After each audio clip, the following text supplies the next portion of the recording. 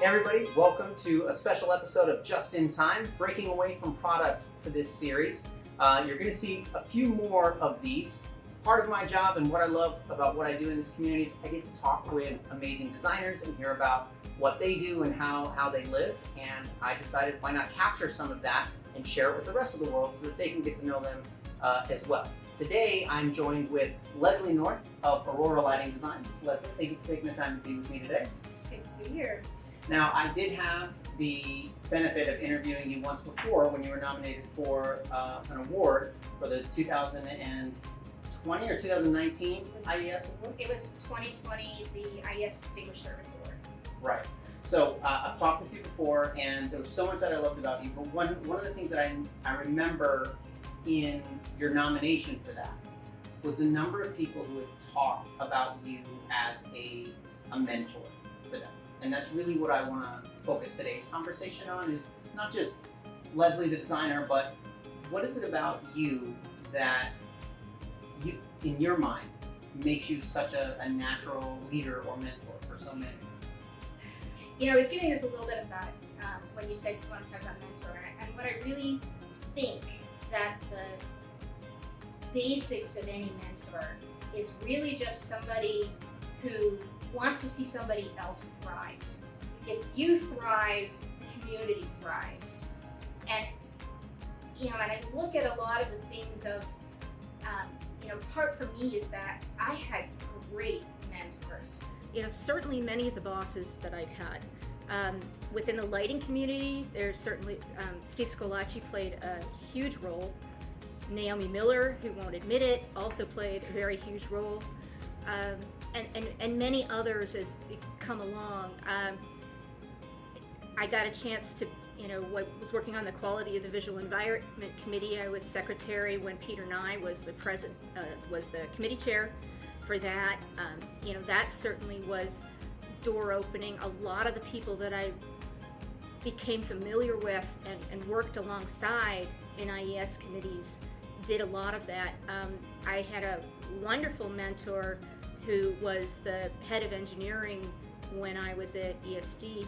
They've been stellar human beings first, and really stellar professionals as part of that.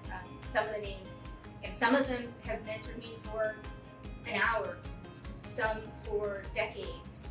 And just knowing that somebody else believes in me allows me to reach and to strive and to get to something further. And I think that's true of anybody who's been mentored well, is that suddenly somebody has opened their eyes to the fact that they could do more than the limitations they've put on themselves. The young professional that I was, I thought of myself as this, little mouse. I was insignificant, didn't mean anything go through, and now I go places and people I don't know say, I've heard of you. That was totally unfathomable as a younger person.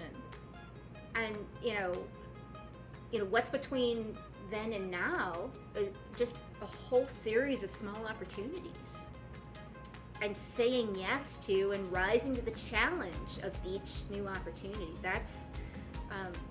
But that's really daunting. It's truly daunting. Every time those come up, you have a personal choice.